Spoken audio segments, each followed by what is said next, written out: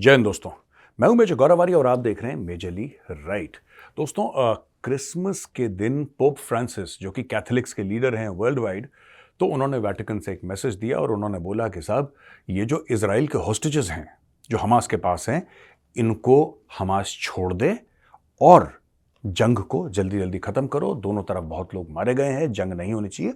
Pope ने एक बहुत अच्छा, एक बड़ा मैच्योर, एक बड़ा सेंसिटिव और ह्यूमेन बयान दिया, राइट। अब दोस्तों, आपको भी पता है कि 100 से ज्यादा इजरायली जो हैं इस वक्त हमास की कैद में हैं। यह आपको पता है, यह दुनिया भर को पता है। हमास भी मानता है कि हमारी कैद में ये इजरायली हैं। हमास उनको एज अ ह्यूमन शील्ड इस्तेमाल कर रहा है। हमास, देखिए, हमास है तो आतंकवादी संगठन, है तो दहशतगर्द हमास। और आप एक बात, ये मैं एक चीज है, मैं इसको कोई कम्युनल बात नहीं कह रहा, बट मैंने देखा है कि पूरे आलम इस्लाम में 57 Muslim countries, none of them have a professional army यार। None of them have 57 Muslim countries in the world and not one has a professional army. पाकिस्तानियों, तुम्हारी अभी भी 92,000 पेंटें ढाका में पड़ी हैं, तुम तो मुंह ही मत खोलना, ठीक है। एटम बम है, ये कर देंगे, वो कर देंगे, फिर ऐसा लगता है हमें, है मत करना। तुम्हारी बेइज्जती कर दूंगा बुरी तरीके से अगर तुमने मुंह भी खोला। तुमने वीडियो देखा, मैं तुम्हारी बेइज्जती कर दूंगा, तो तुम तो वीडियो देखना ही मत, ठीक है। तुम्हारी पेंटें पड़ी हैं अभी ढाका में और अभी दिसंबर का ही महीना चल रहा है, राइट। तो तुम तो कुछ मत बोलना। मैं यार, I am very surprised. 57 countries में not one has a professional army, not one, जिसको कह सकते हैं ना modern professional army that can fight. ये सब बड़े बड़े बयान, जिसको बंबई में कहते हैं ना हुल देना, ये हुल देने में एक्सपर्ट हैं, ये काम नहीं कर पाते जमीन पर। अब मैं आपको बताता हूं, पोप फ्रांसिस ने अच्छी बात करी, आई रिस्पेक्ट हिज स्टेटमेंट। 2-3 चीजें हैं यार, उसके बाद मैं बताऊंगा कि ये हौथी रिबेल्स क्या कर रहे हैं। आई डोंट थिंक कि ये लड़ाई खत्म होगी। आई डोंट थिंक ये जंग खत्म होगी अगर हमास सारे के सारे इजराइल के हॉस्टेजेस को या यहूदियों को छोड़ भी देता है तो। नो, ये नहीं खत्म होगी। अगर इजराइल बमबारी करना बंद कर देता है तब भी यह लड़ाई खत्म नहीं होगी, यह हो नहीं सकती है।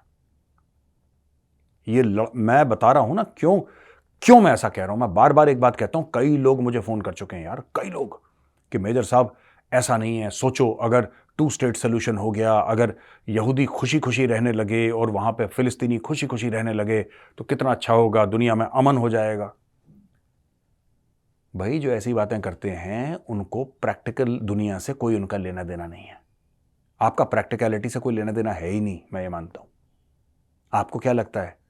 आपको लगता क्या है? ये हमास है, हिजबुल्ला है, ईरान है, उनको असली प्रॉब्लम क्या है?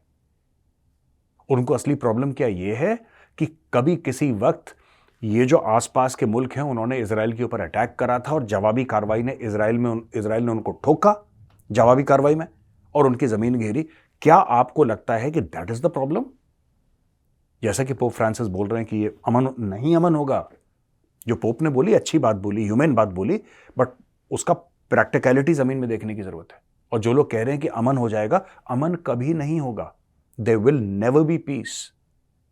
And the reason is that it's not about Palestine at all.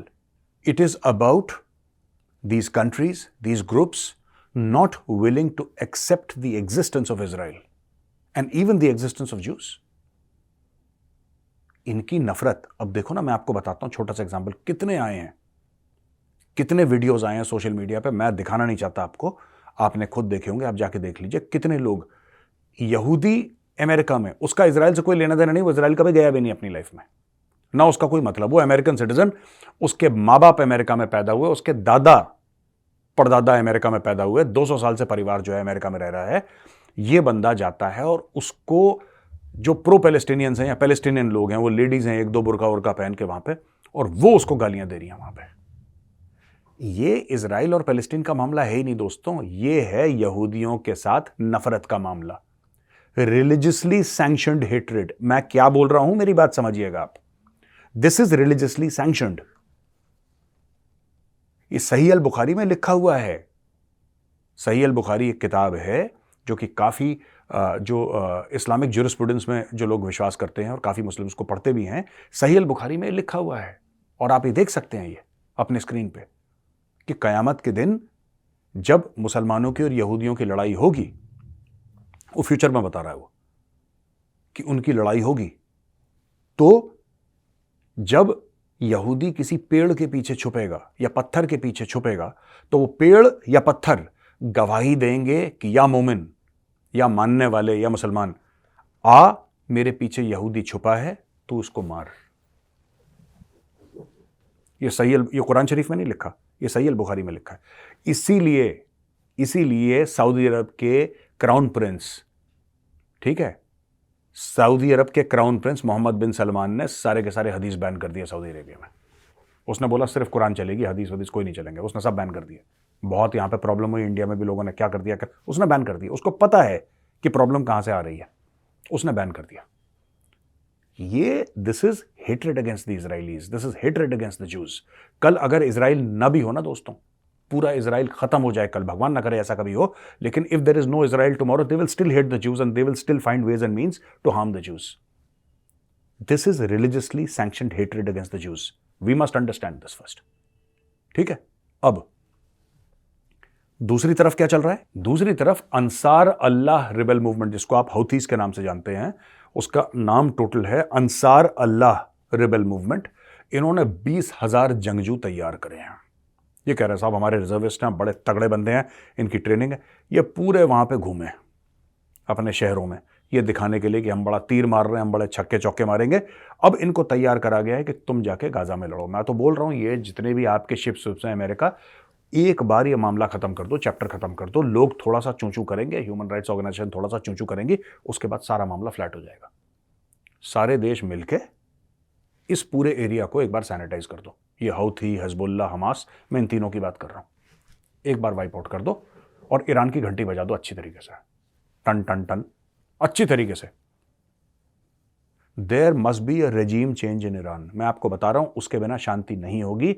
ये जड़, जैसे मैं अक्सर कहता हूं ना कि कश्मीर में आतंकवाद है, इसकी जड़ रावलपिंडी है, श्रीनगर नहीं है। श्रीनगर में कोई प्रॉब्लम नहीं है, प्रॉब्लम रावलपिंडी में है। यही मैं बाकी लोगों से भी कह रहा हूं। जिस दिन तेहरान में रेजीम चेंज हो जाएगा, ये सारी की सारी चीजें आराम से नीचे आ जाएंगी। There must be a regime change in Tehran, right.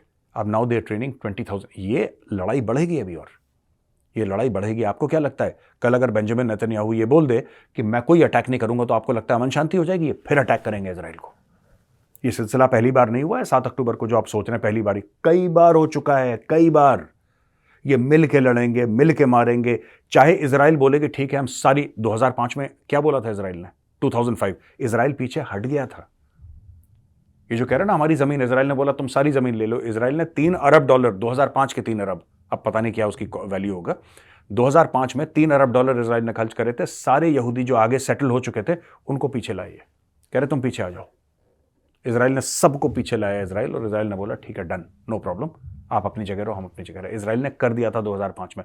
इनकी खाज खुजली नहीं मिटी भाई, ना इनकी खाज खुजली मिटेगी। ये नहीं होने वाली। ये पोप फ्रांसिस ने अच्छे दिल से बोला, अच्छे मन से बोला, पॉजिटिव मैसेज दिया, लेकिन it is not implementable on ground. ये नहीं होगा। अब वो तैयार कर रहे हैं 20,000 इजराइल से लड़ने के लिए। ये 20,000 मारेंगे, फिर वो 1 लाख तैयार करेंगे, वो 1 लाख मारेंगे, फिर वो 3 लाख तैयार करेंगे। ये मैटर ऐसे ही गोल गोल घूमता रहेगा। मुझे तो लगता है भारत को भी साथ देना चाहिए इजराइल का पूरा पूरा, और इंडिया में जिसको बुरा लगे तो लगता रहे, राइट। जाओ वहां पे और ठोको इनको अच्छी तरीके से। बिकॉज क्यों कह रहा हूं मैं हिंदुस्तानियों को ठोको मैं भाई, इसलिए कह रहा हूं क्योंकि जो हमास की आइडियोलॉजी है, जो हिजबुल्लाह की आइडियोलॉजी है, वही एग्जैक्ट आइडियोलॉजी आपकी लश्कर तैयबा की है, वही आइडियोलॉजी आपकी जैश मोहम्मद की है, और वही आइडियोलॉजी आपकी सिमी की है, या जो भी लोकल टेररिस्ट ग्रुप्स हैं साउथ एशिया के, उनकी एग्जैक्टली वही आइडियोलॉजी है। Al Qaeda, ISIS, Islamic state, Daesh जिसको कहते हैं, सबकी सेम आइडियोलॉजी है। आप इनको ज्योग्राफिकली डिवाइड ना करें कि वो उनका प्रॉब्लम है, ये हमारा प्रॉब्लम है, ज्योग्राफीज अलग है। कोई ज्योग्राफी अलग नहीं है। इनकी ज्योग्राफी इसीलिए सेपरेटेड है दोस्तों, क्योंकि इनमें वो कैपेबिलिटी नहीं है। जिस दिन कैपेबिलिटी होगी तो हमास वाला कश्मीर में आएगा, लश्कर तैयबा वाला वहां पर। ये अभी रुक रखे हैं किसी मामले में। They are globally united by ideology. That is why it is extremely important to finish them.